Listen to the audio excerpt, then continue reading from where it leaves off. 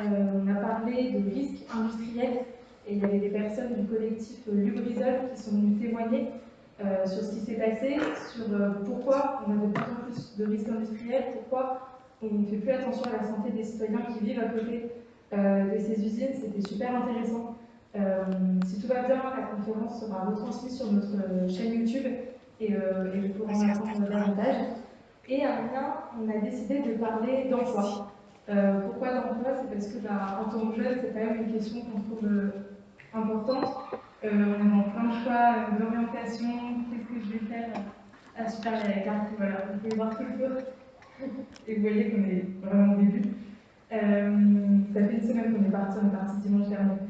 Et donc, pourquoi on voulait parler d'emploi? C'est parce que quand on est jeune, c'est vraiment une question importante, on a des choix d'orientation à faire et on a l'impression que ça va déterminer un peu toute notre vie, le travail qu'on va faire, les choix qu'on va faire.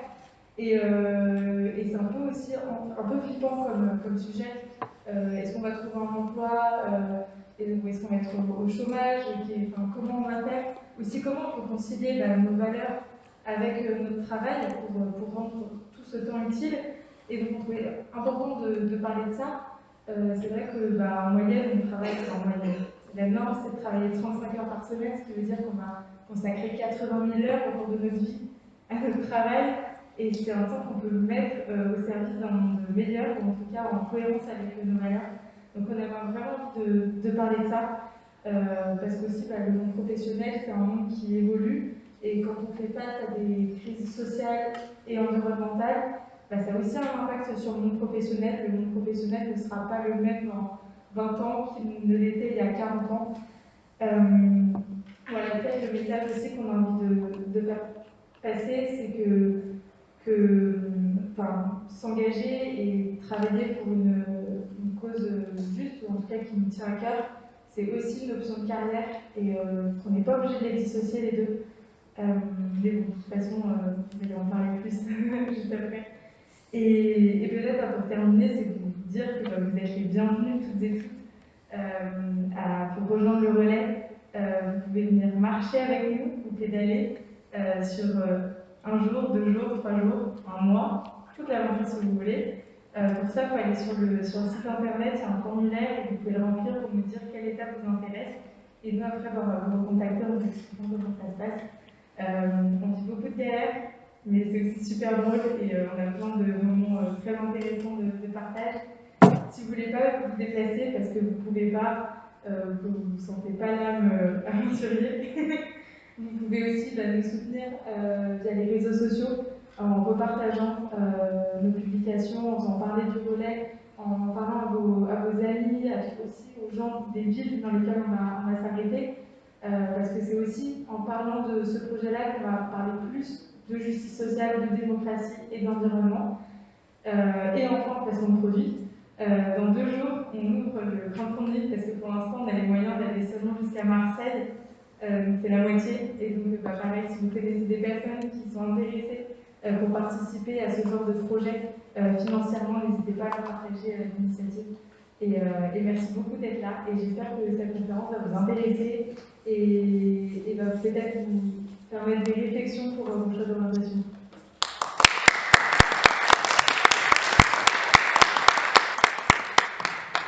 Justement, en parlant de choix de carrière, de choix d'orientation, juste si on leur dit la transition écologique arrive, elle est là, il faut faire quelque chose, ça ne se matérialise pas d'une façon concrète pour elles, mais effectivement c'est plus le système économique dans son ensemble qu'il s'agit de repenser, mais bon là la tâche est un petit peu gigantesque. Et donc ça passe aussi par le fait qu'il y ait des nouveaux marchés qui arrivent, où les entreprises puissent se positionner, et là elles se rendent compte que derrière il y a de l'emploi qui est créé. Oui, la rénovation énergétique des bâtiments, c'est un aspect économique, mais pour moi, il n'y a pas de distinction aussi nette entre les deux. Voilà. Et après, du coup, ce que je voulais juste rebondir là-dessus aussi, c'est qu'effectivement, il y a une vision dans la société une scission assez nette entre métier intellectuel et métier manuel. Et pour moi, c'est une des choses les plus dommageables qui se soit passées. C'est que la France, on est vraiment une société de métiers du service. Et pour autant, tous ces métiers manuels, on se rend compte aujourd'hui qu'il y a plein de secteurs qui sont en tension. Recherche des gens, il n'y a plus personne qui a fait les formations, d'ailleurs les formations n'existent plus. pour pas avoir en quantité suffisante, en tout cas pour répondre aux besoins dans ces métiers-là. Et du coup, on est arrivé à une situation aujourd'hui où effectivement on s'est mis nous-mêmes au pied du mur en disant on pensait qu'on n'allait plus en avoir besoin, mais on en revient en fait de cette société 100% du service. On a aussi besoin de toute la partie production. Je pense à l'industrie textile qui a énormément délocalisé, alors qu'on avait le savoir-faire et les compétences en France. Et donc dans les questions d'emploi et de transition, tu as aussi tous ces enjeux-là de revalorisation sociale par les conditions de travail, par le niveau de salaire de toutes les personnes qui travaillent dans ces secteurs. Pour moi, c'est une condition sine qua non de la transition des emplois aussi. Alors, je vais rebondir sur ta question sur la rénovation du bâtiment. Mon métier à moi aujourd'hui, c'est de travailler principalement sur des communes, généralement de 1200 habitants. Je travaille beaucoup sur les communes au sud de la ville de Niort, dans l'ouest. Voilà. Pas du tout encore, pour être très clair. Et je travaille sur l'implication des habitants, de tous les habitants, de toutes les habitantes, sur la vie de la cité, dans toutes ses formes en fait. Voilà, et comment les gens finalement avancent et s'impliquent dans la vie de la cité. Pour répondre à ta question avec cette entrée-là, effectivement, la réponse économique est une motivation. On constate depuis des années que si c'est que pour l'écologie, pareil, pas grand monde qui rénove son bâtiment, plus calcaire, du coup, c'est pas toujours réglé comme il faut, ça change tout le temps entre les primes énergétiques, maintenant c'est ma prime à la neuve, etc. C'est quand même pas aussi simple que ça. Il faut mine de rien avoir les moyens. Voilà, toutes les entreprises ne les ont pas, TPE, PME, mais parfois plus grandes entreprises, les particuliers ne les ont pas. Et à un moment ou à un autre, ce qui a été clé, c'est que ça devient intéressant économiquement de le faire. Parce que le prix de l'énergie augmente. Donc effectivement, l'entrée, au-delà du vœu pieux de je veux avoir une maison qui consomme moins, qui émet moins de dioxyde de carbone, donc je contribue à avoir une balance carbone qui est meilleure, etc. Les personnes qui font ça de prime abord, c'est pas aussi simple que ça. C'est pas la motivation unique. Il peut y avoir, mais il faut avoir les moyens. Il faut juste dire les choses comme elles sont. Voilà. Et aujourd'hui, on est dans une équation qui fait que ça devient intéressant. Et la précarité énergétique, ça devient intéressant de faire la rénovation du bâti parce que la précarité énergétique touche un pourcentage de familles de plus en plus grand et que les CCAS, donc tous les organes des petites communes qui vont aider les familles qui ne peuvent plus, et ben, l'énergie, c'est l'entrée numéro un, et le fait qu'aujourd'hui, il y ait quand même une pression beaucoup plus grande sur tous les bailleurs, sur tous les propriétaires, pour rénover de façon à ce que les locataires puissent avoir une facture moins grande, elle est en train de se faire. Mais on est en plein dedans. De mon point de vue, c'est que mon point de vue, on ne va pas assez loin. Voilà. Donc ça veut dire que quand on touche au portefeuille, effectivement, on fait avancer les choses beaucoup plus rapidement, parce que juste avoir une envie écologique, pour répondre à ta question, ça n'a pas suffi jusqu'à présent. Donc c'est l'entrée économique incitative qui a fonctionné. Du coup, avant de passer à la question suivante, est-ce que vous avez des questions parmi le public sur le travail en ONG, tout ce qui a été dit? Du coup, vous avez parlé tu disais tout à l'heure qu'il fallait être un peu au pied du mur pour pouvoir réagir à cette question de l'écologie. Du coup, est-ce que ça se retrouve pas dans le secteur de l'emploi, d'être un peu au pied du mur face à la transition écologique? Je parle notamment de la question des reconversions, par exemple, qui peuvent être parfois forcées. Donc, je ne sais pas si vous pouvez dire un mot là-dessus. Alors, je ne sais pas si on a compris la question. C'est en gros la reconversion professionnelle et le fait de changer de voie dans sa carrière. Les reconversions professionnelles, ça c'est un sujet sur lequel je travaille. C'est un des angles qu'on a choisi au réseau Action Climat, choisi pas comme ça, mais parce qu'il y avait besoin de travailler sur ce sujet. Parce qu'effectivement, quand on parle de reconversion professionnelle, on parle souvent au niveau de l'individu, de quelqu'un qui se pose des bonnes questions dans sa carrière, qui cherche les outils ensuite pour éventuellement bifurquer. Et d'ailleurs, je pense que cette quête d'outils et de compréhension de comment on peut bifurquer dans sa carrière pro, elle n'est pas forcément évidente. C'est pas très visible tout ça en France. Et c'est vrai qu'il y a aussi l'enjeu en parallèle de tous ces secteurs qui, de toute façon, ne vont pas avoir le choix parce qu'ils sont extrêmement dépendants énergies fossiles, et que donc on est face à des personnes à qui on dit de toute façon votre emploi c'est pas l'avenir. Dans 10, 15, 20 ans, il faudra qu'il soit énormément réduit, en tout cas presque qu'il n'existe plus. C'est ce qui est en train de se passer là avec la fermeture des dernières centrales à charbon en France. Et donc pour moi c'est un point de la question pareil à pas négliger parce que, je le disais tout à l'heure, là on a la chance ce soir d'être ici, de pouvoir discuter de la question, de se dire on a l'orientation, l'emploi, dans la transition écologique, qu'est-ce que ça veut dire pour nous, quelles questions je vais me poser dans 1 an, 2 ans, 3 ans. Mais il y a toute une partie de salariés qui travaillent dans un secteur depuis 20 ans, depuis 30 ans, ça fait partie de leur vie, ça les définit. Et aujourd'hui, il y a l'écologie qui se matérialise dans leur vie par tu vas peut-être perdre ton emploi.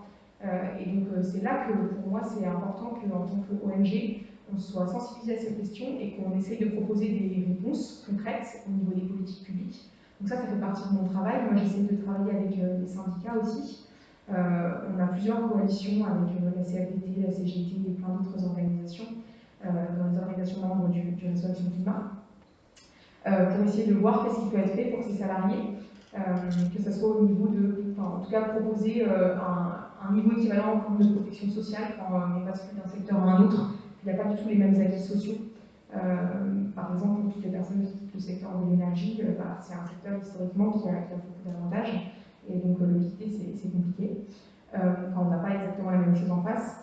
Et donc voilà, il y a aussi toute la question pareil du salaire, se dire qu'est-ce qu'on prévoit pour ces personnes en fait, pour que la transition juste, ça ne soit pas juste un mot écrit sur le papier de dire on veut allier enjeux sociaux, enjeux écologiques, mais en fait, in fine, on se rend compte que c'est les plus vulnérables, les gens qui n'avaient pas forcément les moyens de se défendre contre ça, qui s'en retrouvent victimes. Donc c'est un point essentiel du travail des ONG aujourd'hui. Et j'insiste vraiment dessus parce que c'est super important qu'on aborde les enjeux sociaux et environnementaux ensemble. Ça fait déjà plusieurs années depuis la crise des Gilets jaunes que c'est mis dans le débat public, mais c'est encore insuffisant. Et nous, on constate aussi dans notre travail au quotidien qu'il y a tout cet enjeu de médiatisation autour de l'emploi et de la transition, avec parfois un discours assez négatif, de dire la transition va détruire des emplois, etc. Mais il faut rappeler que derrière, c'est aussi des choix de la part des décideurs. Et que par exemple, tous les emplois qui ont pu être détruits dans un certain nombre de secteurs ces 20 dernières années, c'est pas que du fait, d'ailleurs, c'est pas du fait de la transition écologique en majorité, mais c'est aussi des choix du système capitaliste de délocaliser, d'autonomisation des tâches, etc. Donc replacer tout le débat sur l'emploi dans cet enjeu macro-là, c'est ce que je fais au quotidien, et c'est pas des sujets faciles du tout à aborder, parce qu'effectivement, il y a tout un aspect, on pourrait penser, c'est juste, ok, on prend les gens de tel secteur, on les remet dans un autre, et hop, la transition est faite et c'est parfait. Dans la réalité des faits, ça ne se passe pas du tout comme ça, parce que les gens, déjà, ils n'ont pas du tout envie qu'on leur dise que leur emploi va disparaître. Et puis ensuite, ça peut se comprendre quand on est implanté dans une région, avec sa famille, et tous ses repères dans un endroit. La question de la mobilité aussi à l'autre bout du pays, elle peut être vraiment problématique. Donc tout ça, c'est des aspects sur lesquels on travaille autour de la reconversion professionnelle. Voilà. Excusez-moi, une question. Par rapport à ce que vous venez de dire, vous oui. disiez tout à l'heure, le textile, on y revient. On n'aurait pas dû tout abandonner. Et là, vous dites, les 2 dernières centrales à charbon, on va les fermer, et tant mieux. Et si un jour on n'a plus de panne, et qu'on a plus ça, comme aujourd'hui on a un nombre de réacteurs nucléaires en panne, on a les éoliennes, on a des panneaux solaires, etc. Mais si on n'avait pas ces 2 centrales à charbon, ça peut-être un peu plus ennuyé par rapport à notre consommation au quotidien, on va importer plus, etc. D'autres pays avec du charbon. Donc est-ce qu'on est obligé de vraiment tout fermer comme le textile et revenir dessus dans 30 ans, ou parce qu'on aura vu qu'on sera prêt à l'améliorer, ou bien est-ce qu'on ne peut pas laisser ces 2 centrales ouvertes en les améliorant techniquement, que les gens ne perdent pas leur emploi, mais ces centrales-là, peu importe. Mais enfin voilà, c'est ce que je voulais dire. Qu'on ne revienne pas dessus dans 30 ans en disant, là, on aurait dû laisser moins de centrales au cas où. C'est tout le sujet est encore ouvert de toute façon, puisque la date butoir pour la fermeture des centrales à charbon c'était 2022, donc on est en plein dedans. Par contre, par exemple, la centrale de Cordemais, à côté de Nantes, elle ne sera pas fermée en 2022, tout simplement parce qu'il y a eu cette décision de la Colombie, on en avait encore besoin jusqu'à 2024-2026, pour la question que vous soulevez. Pour autant, pour moi, c'est pas non plus la bonne solution de reporter l'échéance en laissant dans le flou les personnes qui travaillent sur ces sites. Et il y a toute une question en fait de calendrier derrière, c'est-à-dire qu'il peut y avoir, pour que la reconversion se passe bien, il n'y a pas que la reconversion des salariés, il y a aussi la reconversion du site industriel en tant que tel. Et on se rend compte que la plupart du temps, en fait, les projets industriels alternatifs pour les sites qui sont concernés par des fermetures, ils arrivent trop tard. Les financements ne sont pas faciles à obtenir pour des projets de grande ampleur. Et donc, ça laisse les salariés dans le flou pendant un certain nombre d'années. Et donc ça, c'est un problème qu'on pointe du doigt et auquel on va essayer d'apporter pas des solutions immédiates, parce que je pense que c'est des questions complexes, hein, toutes les questions d'industrie. J'ai aussi une collègue qui travaille spécifiquement sur les enjeux d'industrie lourde notamment. Et donc, effectivement, c'est légitime la question que vous posez, mais je pense que voilà, bon, l'important, c'est d'avoir en tout cas des dates qui permettent de donner un horizon aux salariés, et qu'ensuite, derrière, on ait une vraie proposition pour eux, soit sur le site même, soit dans la région autour, en termes d'activité. Je voulais juste compléter en disant que cette question, pour moi, elle est centrale, y compris politiquement. Là, on est en pleine période présidentielle et c'est un sujet qui passe un peu à l'as quand même. Toute la transformation de société dans les entreprises jusque-là, mais dans notre vie aujourd'hui, elle se fait aussi par ce qu'on appelle, un mot en ressources humaines, la gestion prévisionnelle de l'emploi et des compétences, qui aujourd'hui, pour moi, est quelque chose qui se fait tout au long de la vie et qui doit être mis en conscience. Pour moi, il y a même une éducation derrière à ce que chacun et chacune d'entre nous soit prête et prêt le plus possible à ça, sachant qu'on n'est pas tous faciles par rapport à ça, je pense qu'il faut, parce que ça touche tout. Alors, je vous ai dit que j'ai travaillé à la FNAC tout à l'heure, on a vu les métiers de disquaire s'effondrer un peu. On a changé nos habitudes, vous avez changé, j'ai changé mes habitudes de consommer de la musique. Et quand vous aviez des gens qui étaient payés à un moment à écouter de la musique, pour quand vous arrivez dans un magasin, vous faisiez tatati tatata et vous disiez oui, c'est ça, et vous prenez le CD, vous donnez la même chose en librairie, ben, ils passaient leur vie à faire ça. Ouais. Après, ils ont passé leur vie à étiqueter des disques. Parce que le prix du disque s'est effondré, vous en achetez ça 20,5 €, etc. Et il fallait changer tout le temps, et les opérations tout le temps. Le métier a changé, ils ne s'intéressaient plus, et puis ça s'est effondré. Juste un exemple. Deuxième exemple, c'est le problème nucléaire. Qui c'est qui verrouille quand vous avez une centrale à Fessenheim et les premiers qui ne sont pas d'accord, c'est les gens qui travaillent. Et peut-être parfois qui ne sont pas d'accord pour le nucléaire, mais qui travaillent dans le nucléaire, et du coup ils ne veulent quand même pas que ça ferme. Là, ça commence à devenir compliqué. C'est pas aussi simple que ça. Je vous parlais de la pollution plastique tout à l'heure. Combien de millions d'emplois dans le monde sont sur le plastique? Ok, demain, accord contraignant, moi je suis super content, ça va arrêter ma terreur profonde, on fait plus de plastique jetable. Mais combien de gens au chômage du jour au lendemain? Il y a plein de gens qui ne sont pas d'accord, et puis ici on commence à voir ce que ça provoque chez eux. Donc c'est pas aussi simple non plus, ça se fait pas d'un coup de main. Puis j'ai terminé avec un métier avec lequel je travaille tous les jours, qui sont les agriculteurs et les agricultrices. On va arriver à la mer dans pas longtemps. Parce qu'il y a plein de gens qui ne veulent plus être agriculteurs et agricultrices. C'est un métier super dur. Voilà, on dit qu'on ne gagne pas sa vie, on ne prend pas de vacances. Alors oui, ça commence à faire un petit peu différent, mais c'est quand on a vraiment une autre approche. Et là, vous avez plein de choses à jouer, vous qui arrivez sur le marché de l'emploi, si jamais ces métiers-là vous intéressent, parce qu'on travaille différemment, mais c'est une énorme révolution pour tous celles et ceux qui nous ont nourris pendant des années. Et aujourd'hui, on dit souvent, on monte du doigt un agriculteur ou une agricultrice qui est en conventionnel et qui utilise encore des pesticides. Voilà, juste vous dire un truc.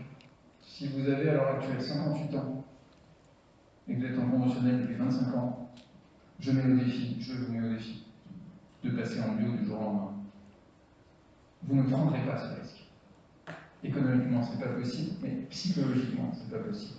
Donc c'est comment on les accompagne, ça rejoint ce que tu disais tout à l'heure, c'est comment on accompagne ces changements-là pour chacun trouver sa place. Ce qui veut dire que nous, je me mets vraiment dedans, quand nous arrivons sur une nouvelle branche, un nouveau métier, c'est comment on fait pour prendre en considération ceux qui étaient là avant et qui sont pris dans le piège dans lequel ils étaient, parce que ceux qui sont les pesticides aujourd'hui, on leur a juste demandé de le faire, on est pris dans cette eau. Comment on fait pour arrêter? Comment on fait pour avoir une résilience économique qui fait qu'on peut changer de modèle sans se casser la gueule humainement parlant, voire familialement parlant? Et du coup, comment on change nos métiers? Ça, c'est une vraie. Pour moi, c'est un truc fondamental. On ne changera rien dans la société s'il n'y a pas des ONG, s'il n'y a pas des organisations qui accompagnent dans le temps et qui font comprendre à tous ceux qui sont pressés, et parfois c'est nous-mêmes, que se dire ok, mais là il faut un peu plus de temps. Ben alors après, prendre le temps de l'urgence, c'est pas simple. Voilà. Donc il y a tout ça qui est au milieu, et c'est quelque chose sur lequel vous devez, nous devons, je dois avoir un avis. Vous devez avoir au moins un avis. Pas un avis définitif, hein, mais au moins avoir réfléchi à la question pour dire ok, comment je me comporte quand il y a une difficulté et que je vois quelqu'un qui me dit waouh, non, moi j'arrêterai pas ça, vous avez vu comment c'est nocif pour la planète, ouais. Juste comprendre derrière, y compris sur des populations à l'autre bout de la planète, qui ne vivent que parce que notre consommation, entre guillemets, occidentale est dans certains domaines et qu'ils n'ont pas le choix. S'ils veulent gagner quelque chose, c'est complexe. Le tourisme en premier lieu. On a un exemple, les Maldives. Ben ça, on pourrait pleurer sur les Maldives. À part que le tourisme fait qu'ils vivent que de ça, mais dans 40 ans, il n'y a plus de Maldives. C'est des populations qui sont déplacées parce que, je ne sais pas si vous le savez, mais c'est pas plus haut qu'un mètre au-dessus du niveau de la mer.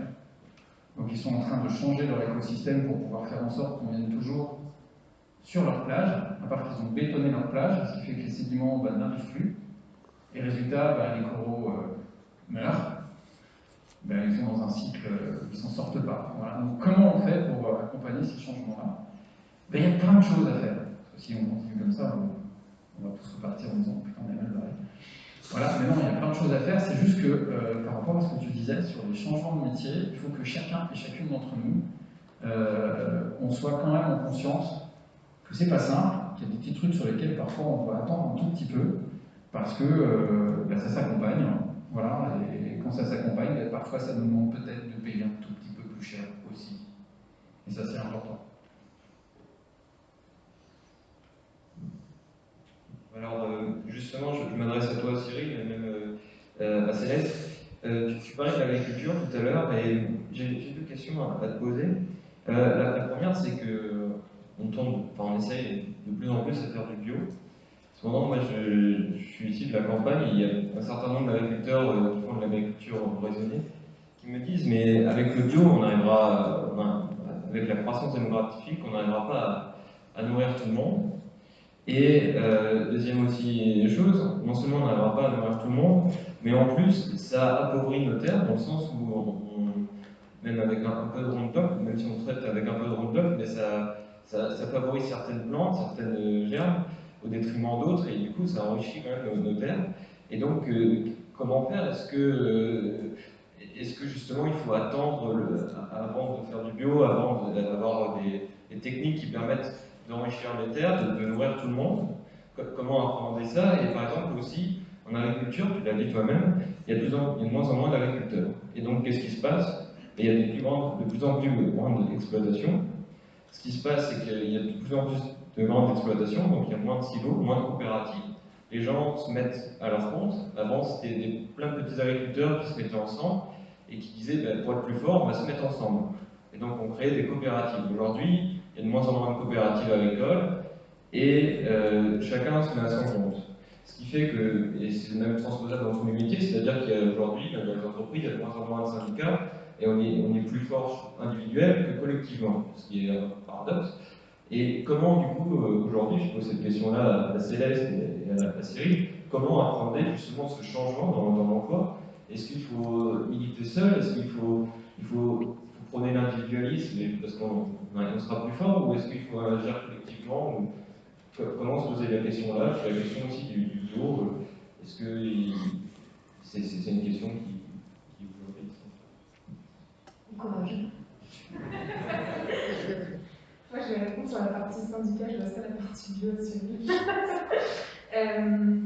Sur les syndicats, c'est intéressant ce que tu dis. C'est vrai que, en fait, effectivement, les syndicats aujourd'hui, ils ont besoin de travailler pour avoir une voix et être représentatifs. C'est un phénomène qui est en train un petit peu de perdre en puissance, quoi, depuis quand même pas mal de temps. Moi, justement, je vais échanger prochainement avec un collectif qui s'appelle Printemps écologique. C'est qui est un syndicat qui a été créé il y a peu de temps, je crois, en 2020, et qui essaye de mettre au cœur de leurs revendications les questions de transition écologique. Et par ce biais-là, essaye de transformer aussi l'action syndicale pour essayer de remobiliser dans les entreprises. Donc je trouve ça super intéressant comme démarche. Je pense que c'est important de le souligner. Il y a des gens qui pensent encore que faire du collectif, c'est aussi la bonne façon d'agir. Et justement, je parlais tout à l'heure de la loi climat et résilience. Donc, il ne s'est pas passé autant de choses qu'on aurait voulu dans cette loi. Par contre, sur la question de traiter le sujet environnemental en entreprise, il y a une compétence qui a été rajoutée au CSE, aux représentants du personnel dans les entreprises, pour discuter des sujets environnementaux. Donc en ce moment, il y a plein de discussions au niveau national entre les syndicats pour savoir comment ils vont appliquer ça concrètement dans leur boulot, pour essayer de faire monter ces enjeux climat en interne. Et pour moi, ça passe par ça, c'est-à-dire la transition, c'est parler du climat dès qu'on le peut, dans toutes les instances, et pour l'instant, ce n'est pas vraiment le cas en entreprise. Donc j'espère que ça le sera plus avec cette mesure-là à l'avenir. Et par ailleurs, pour revenir sur le côté éducation, le fait de mettre des cours sur les enjeux climatiques, pareil à tous les niveaux, dans toutes les formations, quel que soit le sujet de fond des études, je pense que c'est aussi pareil une condition super importante pour que tout le monde s'empare du sujet, parce que je pense qu'il y a un nombre important de formations aujourd'hui qui abordent cette question très à la marge, voire ne l'abordent pas du tout. Alors qu'en fait, pour donner les clés à chacun ensuite de pouvoir agir dans sa vie pro et perso par la suite, il faut avoir été sensibilisé un minimum sur les bancs de la fac ou à l'école ou en formation, voilà, sur les enjeux climat-énergie. Donc voilà pour la question. Ok, mais pour moi, l'écologie, c'est un phénomène collectif. Et je repose ma question, mais est-ce que, pour moi, l'écologie, quand on a un point de vue individualiste, je vais dire, moi j'ai une mission, je m'en fiche, je serais bien à côté, quoi.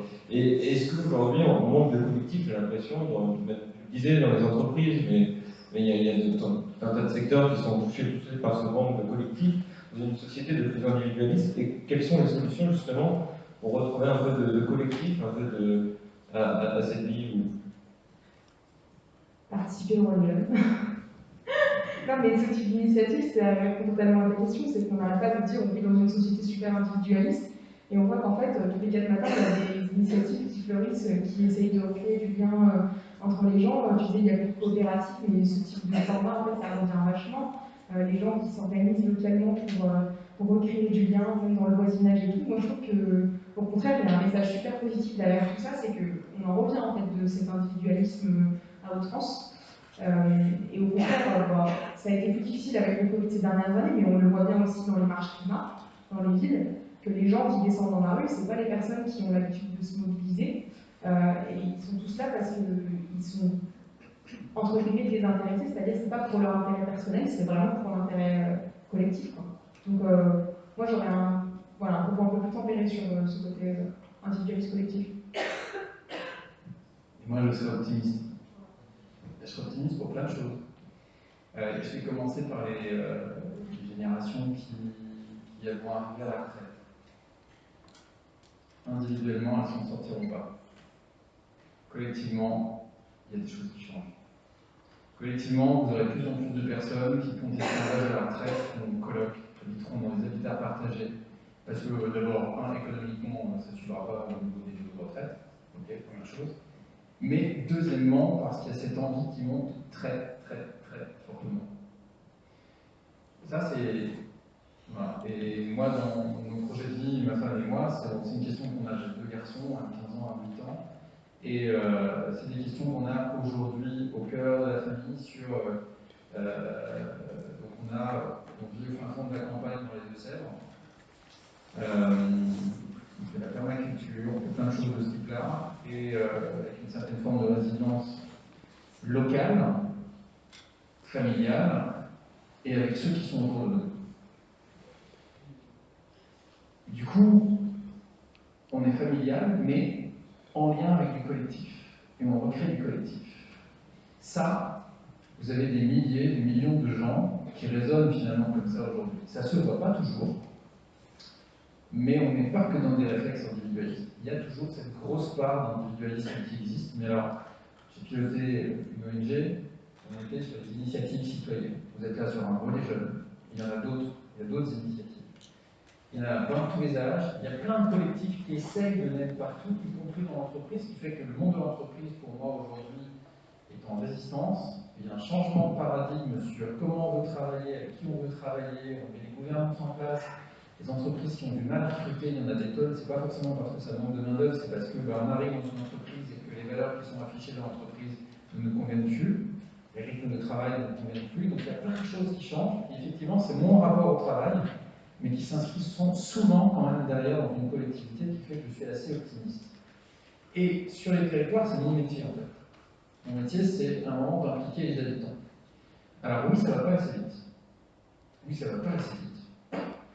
Parce qu'il y en a plein qui n'ont strictement rien à faire d'aller chez le producteur local. Et qui préfèrent, pour parfois des bons arguments, en disant mais oui, mais moi si je fais tout le tour des producteurs locaux, ça me prend je ne sais pas combien de temps, je fais je ne sais pas combien de kilomètres, et ils n'ont pas fait de marché de producteurs, je préfère continuer d'aller dans la grande distribution. Voilà, ça s'entend. On peut dire, on peut aller, effectivement, si vous êtes sensible au bilan carbone, c'est plus simple.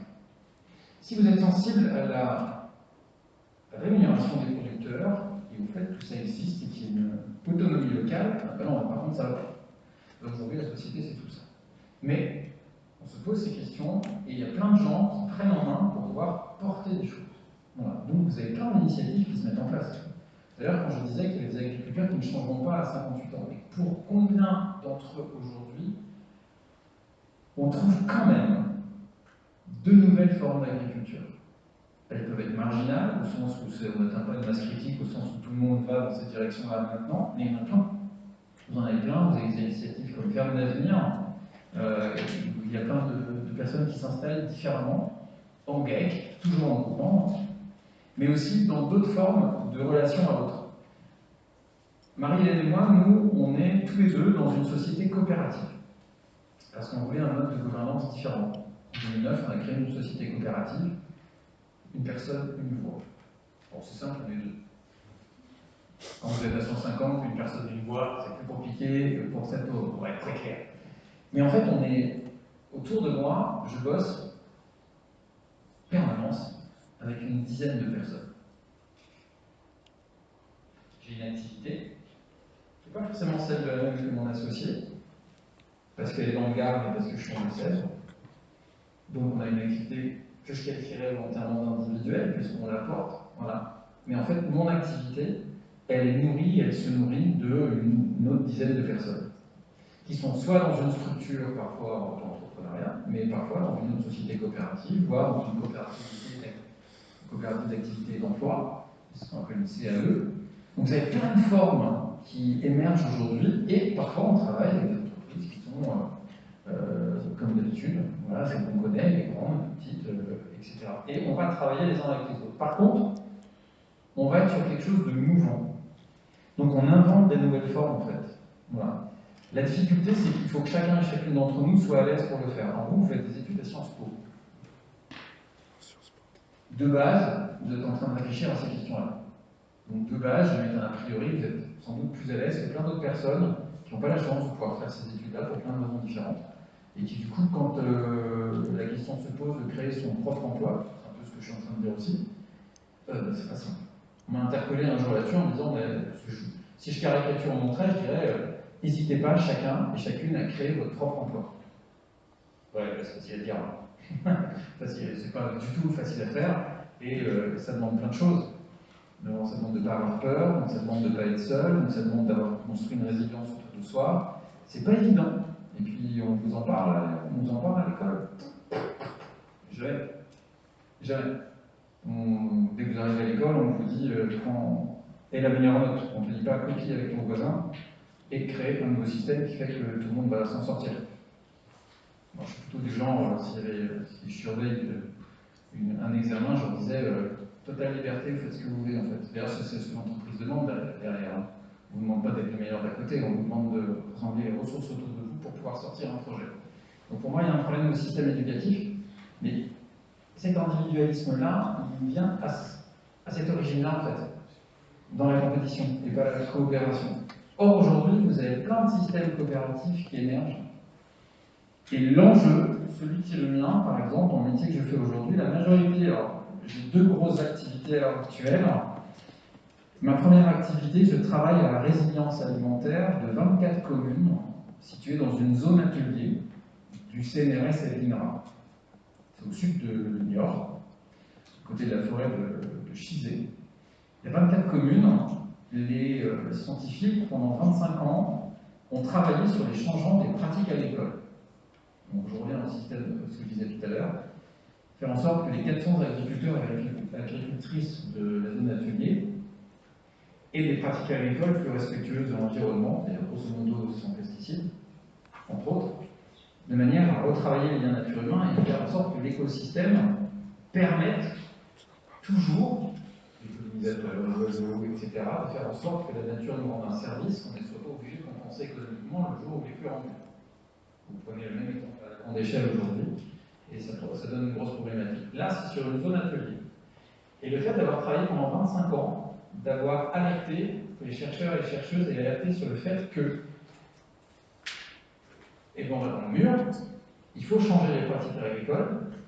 Vous savez, comme un rapport du GIEC qui cherche chaque année et qui dit à tout le monde on va dans le mur, ben même en local, ça n'a pas fonctionné en fait. C'est pas pour ça que les gens ont changé de pratique. Et ils se sont dit, c'est en 2018, moi je quittais Colibri à ce moment-là, et on s'est rejoints. Moi, mon métier, c'est vraiment d'animer les territoires. Parce qu'eux se disaient, si on travaille qu'avec les agriculteurs, on ne s'en sort pas. Pourquoi? Parce que les consommateurs, ils ne viennent pas. Vous avez un agriculteur qui accepte de changer. Et puis les consommateurs, ils ne suivent pas. Pour la même histoire que je disais tout à l'heure, c'est plus simple sur mon trajet domicile-travail ou travail-domicile, je m'arrête à cette boulangerie-là, je vais dans cette grande surface-là, j'ai tout au même endroit, je ne perds pas de temps, mon bilan carbone est bon. Voilà, et puis bah, vous avez votre producteur qui attend tranquillement chez lui, mais personne ne vient. J'ai un éleveur laitier dans la commune de La Folle-Mongeau, il fait du super lait, c'est vachement bio. Il a tout transformé, il a accepté ça, il s'est engagé pour. Vous avez 12 habitants. 12 habitants. Dans tout le coin, qui viennent prendre du lait directement de sa ferme. C'est pas son métier de se faire connaître. Mais les gens, c'est pas du tout sur le chemin entre Niort et la commune, en fait. Donc ils y vont jamais. Voilà. Donc c'est un axe de travail qu'on va avoir, parce que du coup, on travaille à faire en sorte que les gens changent leurs habitudes, se mettent en relation les uns les autres, pour pouvoir collectivement trouver cette solution et faire en sorte que cet éleveur laitier à cet endroit-là puisse être encore là demain. Parce que sinon, après, il ne faut pas se plaindre d'avoir que des grandes coopératives. Voilà. Et donc, il faut aller au cœur du sujet. Ça, c'est une de mes activités. L'autre activité, je travaille sur le dialogue des diversités. Comment, dans une société comme la nôtre aujourd'hui, on peut ne pas être d'accord et quand même essayer d'arriver à construire quelque chose ensemble. C'est-à-dire, on sort du débat habituel qui est, vous savez, ce qu'on voit à la télévision très régulièrement, vous avez deux polémistes qui entrent, voilà, et parfois ils sont d'accord avant, mais ils se répartissent les rôles pour faire la polémique. Et puis on nous dit que c'est ça un débat. Ouais, mais à part que, vraiment fondamentalement, quand vous êtes dans une commune et que vous dites à un éleveur en larmes, parce qu'on lui entend partout qu'il faut arrêter de manger de la viande, à part que lui, c'est son. S'il ne mange plus de viande, ben, ça ne va pas. Voilà, c'est comment il transforme son métier et comment les gens ne le jugent pas et comment on peut du coup, être d'accord l'un et l'autre en disant ok, moi je suis vegan, toi tu élèves des vaches, on ne se parle pas. Donc, il y a une activité chez moi par exemple qui est de créer cette relation-là, c'est-à-dire ce collectif-là. Et vous avez plein de métiers. Médiateur sociétal, c'est ça, c'est quel impact j'ai sur le monde qui m'entoure et quel impact le monde qui m'entoure sur moi. Ce métier-là, je l'ai créé en 2009. Parce que quand j'étais à la FNAC, j'avais de plus en plus un gros dilemme, un gros problème, c'est que les gens qui venaient en tant que clients, à un moment j'ai demandé à mes hôtes et hôtesses de caisse de ne plus distribuer systématiquement de sachets plastiques. On est en 2007. Ben, parfois on se faisait engueuler. Vous achetez un CD, et on pouvait le mettre dans le sachet DPN que vous allez chez d'autres marques juste avant, 10 sachets, et puis vous mettez dedans, simplement. Oh là là, gros scandale. À part que mes autres hôtesses de caisse, comment expliquer le fait qu'il ne fallait pas donner systématiquement de sachets plastiques en 2007, à part répondre qu'il faut faire des économies d'échec, c'était compliqué d'expliquer. Donc à un moment, c'est comment on fait cette pédagogie-là, comment on comprend le monde dans lequel on est. Et là, il y a plein de collectifs à faire. Et ce que je veux vous dire, c'est que du coup, j'ai décidé d'aller créer ce métier, parce qu'à un moment, moi, je supportais plus d'être en décalé. Du coup, il a fallu un moment que je fasse le grand pas. Voilà. C'est un grand pas que j'aurais voulu faire en 95, mais je ne l'ai pas fait. J'ai décidé d'aller dans l'entreprise pour aller regarder l'intérieur, essayer de voir comment on peut faire. Ça a été génial, on a fait des tonnes de trucs. Et à un moment, j'avais besoin d'être raccord. Alors, du coup, je posais une question. Combien parmi vous aujourd'hui considèrent qu'être raccord avec ses valeurs dans son métier est plus important pour eux que de ne pas l'être? Ok. À peu près la moitié. Ça veut dire que l'autre moitié, vous pouvez concéder momentanément de ne pas l'être, peut-être oui ou non, ou alors vous vous en foutez. Pas trop. J'enseigne en Master 2. J'ai enseigné pendant 10 ans en fait, en Master 2 à La Rochelle, en Master 2 spécialisé en responsabilité sociétale des organisations. Cette question-là, c'est la question qui mettait par terre 3/4 des étudiants à la sortie du Master. C'est-à-dire se dire à un moment ou à un autre, je peux aller dans un endroit où je ne suis pas en raccord avec mes valeurs. Vous pouvez voir, non, finalement, on ne fait pas ce qu'on fait. Alors, vous avez votre greenwashing, vous avez plein de choses derrière, c'est super compliqué. Et c'est une question qui nous rattrape toutes et tous, à part qu'il faut la tolérance dont on parlait tout à l'heure. Et c'est une vraie question. Alors moi, au début, j'enseignais le développement durable. Nous sommes en 2009. À partir de 2014, j'ai enseigné le développement résilient. Parce que le développement durable, c'était trop tard. Il fallait passer dans la résilience. En fait, le mot qui est devenu la mode depuis. Et très concrètement derrière, c'est que la question de l'emploi, pour moi, si on peut avoir le luxe au moins de se poser la question et la nécessité de se poser la question de savoir quel métier correspond à ce que je veux faire. Après, est-ce qu'on peut répondre très concrètement en disant je veux faire ça, je le fais? C'est aussi simple que ça. Hein. Alimentairement, on a besoin parfois de faire autre chose. Voilà. Et pour moi, on a non seulement du collectif à faire ensemble, mais dans notre rapport au métier, dans la place qu'on prend, on peut avoir plusieurs activités. Et je pense que c'est important aujourd'hui. Parce que si on veut avoir que des choses totalement en accord avec l'environnement, avec la démocratie, etc., on va tous avoir du mal à trouver un boulot. Ça va être très compliqué. Mais à un moment, comment on fait changer les choses? Et j'encourage, c'est vraiment une vision et que je voulais vous partager, c'est aussi pour ça qu'on a abordé la question avec Elisa, sur travailler autrement, c'est d'avoir différentes activités, ce qui met à mal les entreprises, parce que parfois vous voulez 2 mi-temps, c'est pas simple. Par contre, j'encourage à avoir des activités que moi je qualifie de permaculture. Voilà. Aujourd'hui, j'ai la chance de pouvoir être arrivé à un truc qui est que toutes les activités que je fais, donc j'ai dit que je faisais le dialogue des diversités, des techniques pour le débat, et mes activités de résilience alimentaire, l'une nourrit l'autre. En fait, toutes mes activités sont permaculture. La permaculture a un principe de base dans la nature, c'est que vous avez, on va dire, un terrain, et chacun des éléments que vous mettez sur le terrain doit avoir plusieurs fonctions, et chacune des fonctions qui vous permettent de faire vivre le terrain doit être faite par plusieurs éléments. C'est ce que j'essaye de faire dans mes activités professionnelles et voire dans mes engagements personnels. Et aujourd'hui, j'encourage vraiment, quand on fait quelque chose, à essayer d'avoir au moins tout ça en tête et d'y répondre progressivement dans sa vie, mais de ne pas hésiter à créer son activité avec d'autres. Et c'est ce que je vois à plein d'endroits. Et du coup, l'optimisme sur lequel je te répondais tout à l'heure, c'est que pour le pratiquer moi dans ma vie de tous les jours, sur le CNRS, Mathieu m'a rejoint. Mathieu, il a 25 ans, il sort de Master 2, il fait le même métier que le mien, avec ses atouts à lui, et du coup, il y a une histoire de mix générationnel en plus qui peut se faire. Et je trouve qu'aujourd'hui, alors je vais le dire comme ça me paraît bizarre toujours à chaque fois que je le dis, mais moi à 50 ans, travailler systématiquement avec quelqu'un qui a la vingtaine, quelqu'un qui a la trentaine, quelqu'un qui a la quarantaine, et quelqu'un qui a la génération d'après, c'est le ticket gagnant.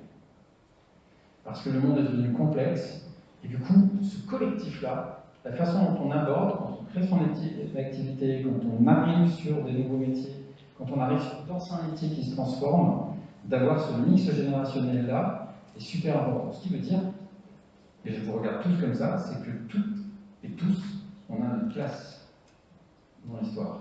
Et quand vous vous posez la question, et je l'ai vu avec mes étudiants, de dire ouais mais merde, ces métiers-là, on me dit toujours, voilà, cette expérience, bon, je vous rassure, je regarde les plus âgés de la salle, c'est ce qu'on nous disait aussi quand on arrivait au début Voilà, soit d'avoir une expertise hyper précise et vous sortir d'une école hyper précise et encore, non, pas assez d'expérience, pas assez ici, pas assez ça. Comment je trouve ma place, ouais.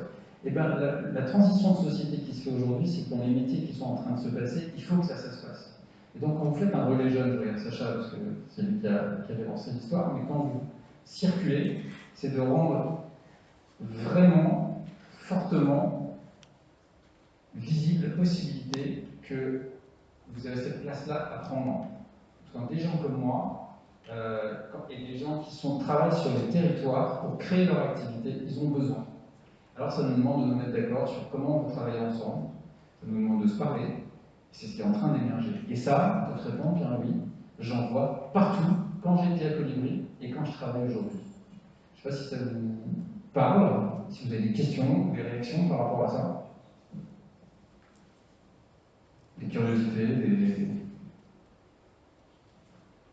que vous avez un peu d'optimisme, ou alors vous êtes négatif, parce que l'individualisme est plus grand que tout le reste pour vous. C'est comment que je dois regarder tout ça, je dois À Amiens, par exemple, il y a une coopérative autogérée alimentaire. Super. Voilà. Et le peuplier, c'est un jeu de mots.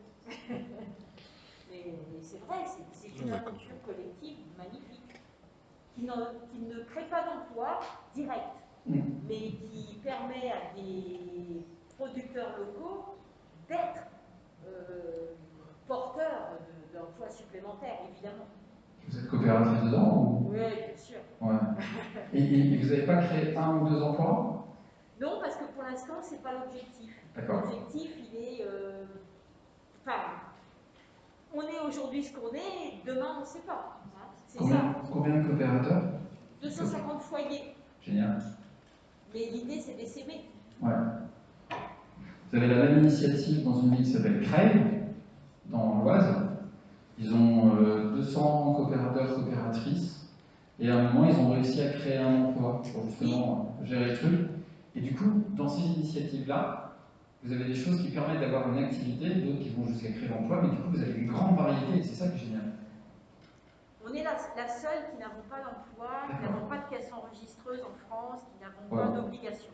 Okay, la difficulté, elle est que quand on est une coopérative, donc a priori un fonctionnement d'association, même si nous ne sommes pas membres de l'association, enfin c'est au niveau philosophique, mais la difficulté, elle est que souvent, quand il y a un employé ou deux, où ils deviennent nos maîtres, où ils deviennent nos esclaves. Et nous, on n'est pas prêts pour ça. Voilà. Je crois que c'est parce qu'on n'est pas prêts. Après, demain... C'est bien parce que c'est lucide. Hein. Voilà. Oui. Qui parmi vous a un engagement? Un engagement. Qui a le sentiment d'avoir un engagement? Je ne précise pas volontairement. Ok. C'est la même chose que votre emploi. Laissez la main levée ceux qui ont... alors ceux qui ne bossent pas encore, ouais, mais il y en a quand même quelques-uns. C'est différent, ouais. Quelqu'un veut témoigner de l'engagement et de l'emploi, du coup? Lequel? Vas-y. Dans le milieu paysan, de vouloir s'installer en collectif, peut-être à l'avenir, et de réfléchir du coup les manières dont on fait collectif, quels outils, quel mode de gouvernance partagé, comment soigner les relations pour qu'on soit bien physiquement et neurologiquement, et ça c'est important dans toutes les formes de collectif qu'on est amené à créer, je pense, dans tous les secteurs. Et donc, oui, je pense que je me sens m'engager. Et par rapport à ce qu'il disait Cyril, il y a pas mal d'initiatives, mais on manque de partage de tout ça, je trouve. Partage expérientiel? Pardon? De partage d'expérience? Oui, et de partage des initiatives. C'est pour ça que le réseau Racines de Résilience, je trouve que c'est intéressant. Le réseau Racines de Résilience, c'est l'affiche qui est là juste derrière, qui dans tous les domaines, ils ont 4 grands thèmes, s'interposer, régénérer, construire, et ils vont développer tout, et vous avez toutes les structures qui ont fait des choses, en tout cas un certain nombre de structures qui ont été recensées, qui ont fait des choses, et qui peuvent partager ce qu'on appelle des biens communs. Et quand, par exemple, je pilotais l'ONG Colibri, vous avez quelque chose qui s'est depuis externalisé, mais qui s'appelait le réseau des oasis, qui mettait en bien commun le fait d'avoir plein de méthodes et de partage d'expériences dans tous les lieux qui sont sortis. Et notamment, vous avez aussi plein de guides qui permettent, en termes d'installation, de partager à la fois ce qu'il faut faire et puis surtout les grands pièges à éviter. Parce que c'est bien de partir dans c'est trop bien le collectif, on y va, et puis quelques mois plus tard, vous vous rendez compte qu'il y a un point essentiel sur lequel vous n'êtes absolument pas d'accord.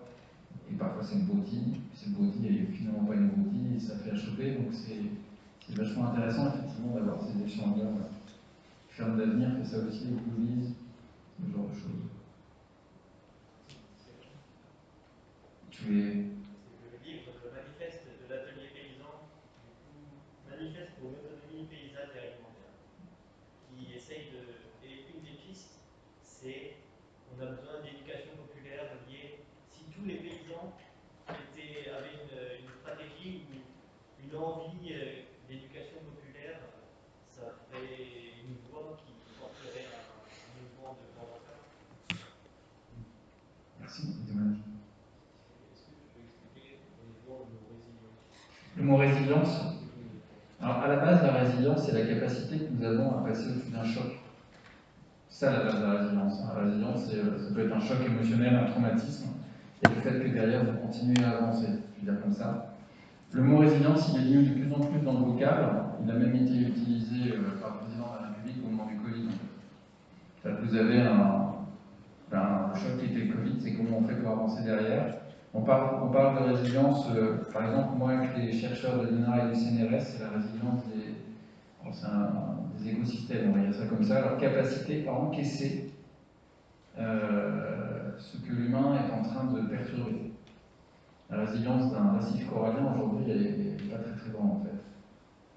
Parce qu'elle n'encaisse pas le réchauffement de la même manière, et parfois elle ne pourra pas l'encaisser du tout. Donc le but du jeu, c'est d'arriver à faire en sorte, quand on parle de territoire résilient, c'est qu'un territoire puisse à un moment passer au-dessus d'une grosse problématique qui normalement l'arrêterait. La résilience alimentaire en Deux-Sèvres, imaginons que demain les 24 communes dans lesquelles on travaille ne puissent plus avoir de l'import de nourriture de quelque part sur les produits manquants, est-ce qu'elles auraient la capacité de produire elles-mêmes, ces communes-là, la nourriture suffisante pour leurs habitants? Donc là, ça devient l'autonomie, mais ça devient aussi l'interdépendance. En fait, quand vous travaillez la résilience, c'est OK, vous anticipez un choc. Or, les chocs, ils sont déjà là. On les a nommés au départ, notamment le choc climatique. Voilà. Et donc, dans toutes ces questions-là, j'aurais bien demandé à Céleste, du coup, comment ils anticipent dans leur réseau Action Climat, parce que dans toutes ces questions-là, il va y avoir des métiers, en fait, des nouveaux métiers, qui peuvent être tout simplement, alors je vais même employer le mot, à un moment ou à un autre, il va falloir qu'il y ait des métiers qui dépolluent. Il va falloir transformer, il va falloir des métiers qui accompagnent les changements climatiques. Là, c'est quand vous l'abordez comment dans le RAC? Vous l'abordez? Vous avez des réunions là-dessus? Comme je disais tout à l'heure, la question de l'emploi est nouvelle pour le réseau. Donc pour l'instant, c'est vrai que c'est des réflexions qui sont en train de se structurer. Sur la question des créations d'emplois, ce n'est pas encore le principal sujet sur lequel on se positionne, même si je pense que effectivement c'est un gros truc qu'il faudra creuser dans les prochaines années.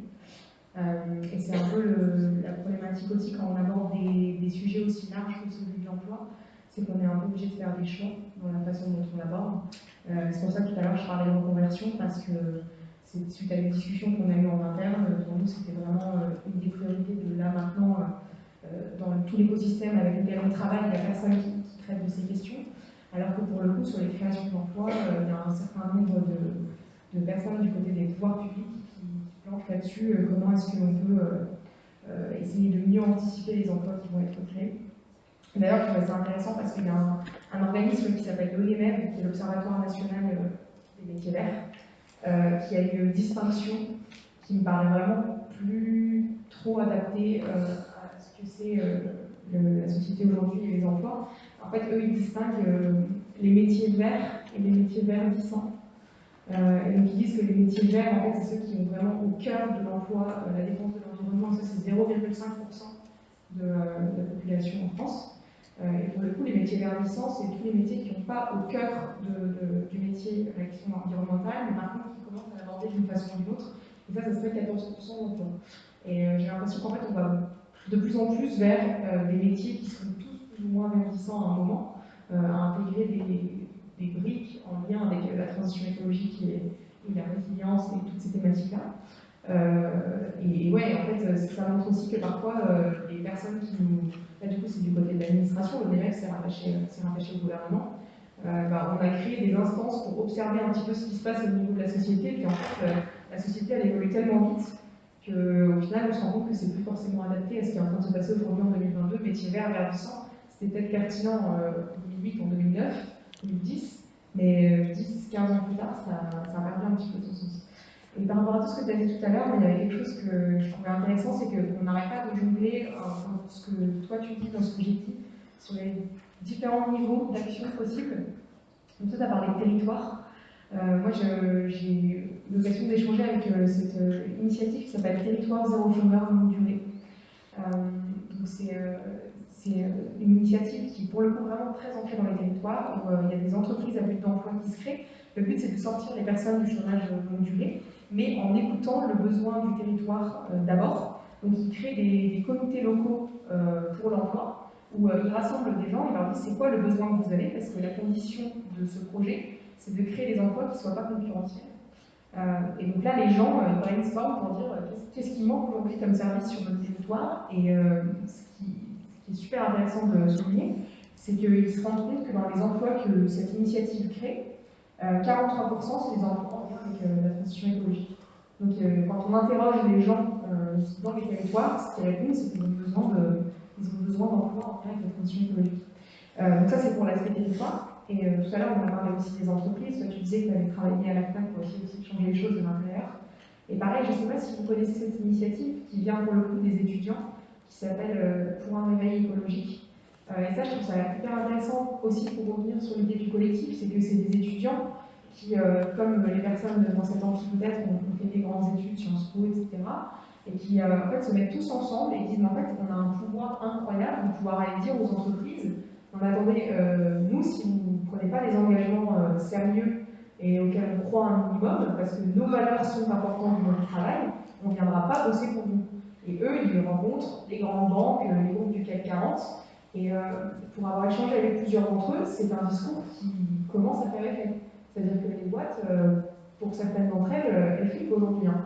Elles se disent en fait, on ne va plus réussir à attirer les gens chez nous parce qu'ils savent très bien que dans notre façon de travailler, on n'est pas du tout en accord avec tous les questionnements qui se posent auprès de cette nouvelle génération.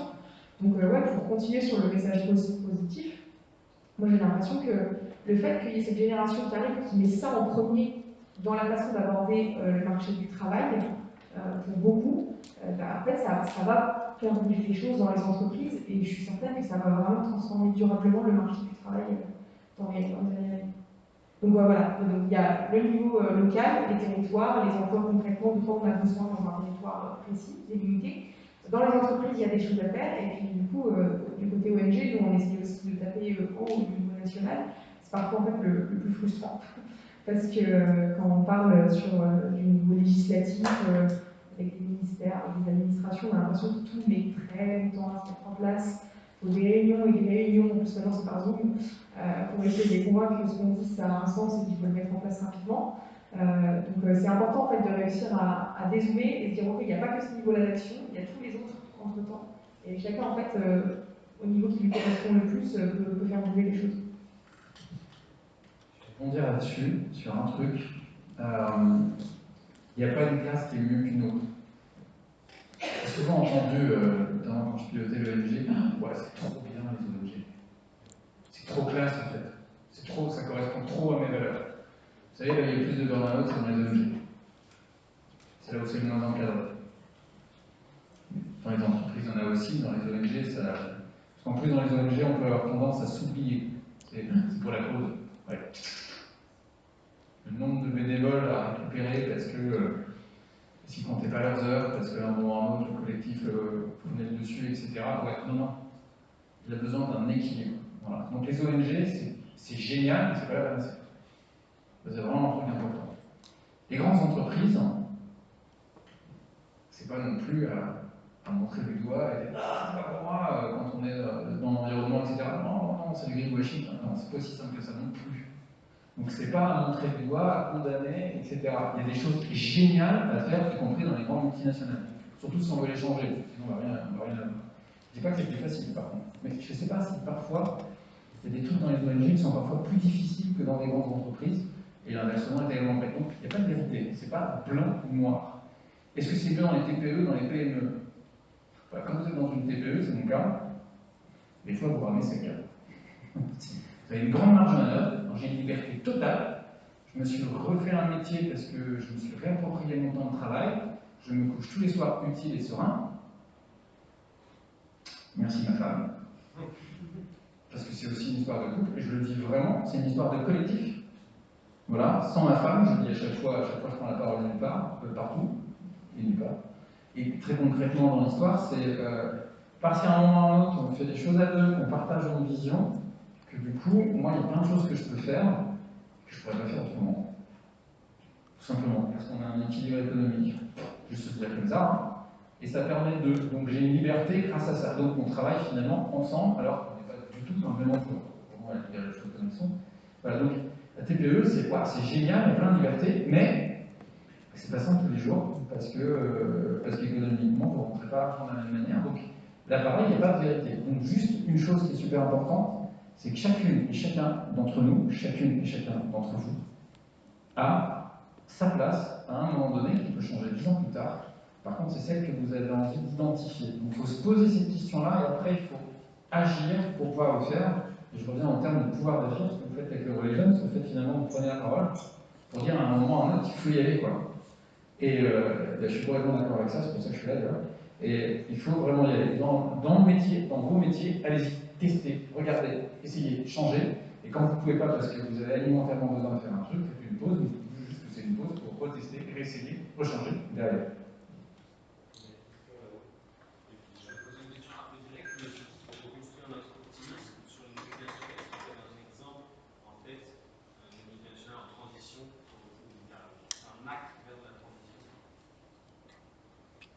Un exemple en tête de multinationale. C'est plus nuancé que ça, justement, dans les multinationales, et qu'il y a aussi une possibilité de changer en interne. Parce que moi, j'en connais pas personnellement, et du coup, ça crée ce pessimisme-là, et cette espèce de vision un peu manichéenne, de tout noir, tout blanc. Pour nuancer ça, est-ce qu'il y a, pas forcément vous, mais un exemple concret aussi de quelque chose qui va dans ce sens-là?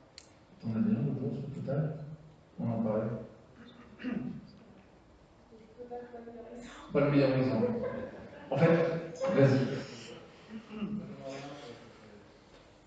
Si je ne me trompe pas, je crois que c'est l'entreprise Renault qui a ouvert des garages solidaires je ne saurais plus expliquer en détail comment ça fonctionne, mais l'idée c'est de permettre à des personnes assez précaires de quand même se déplacer et de pouvoir acheter ou louer des voitures pour faciliter leur déplacement.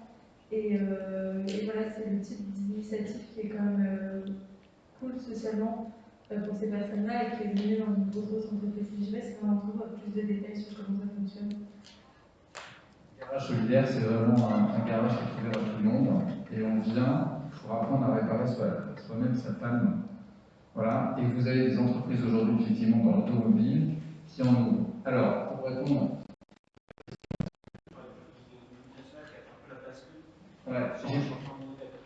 J'ai pas d'exemple de multinationale qui est complètement basculé pour changer le modèle.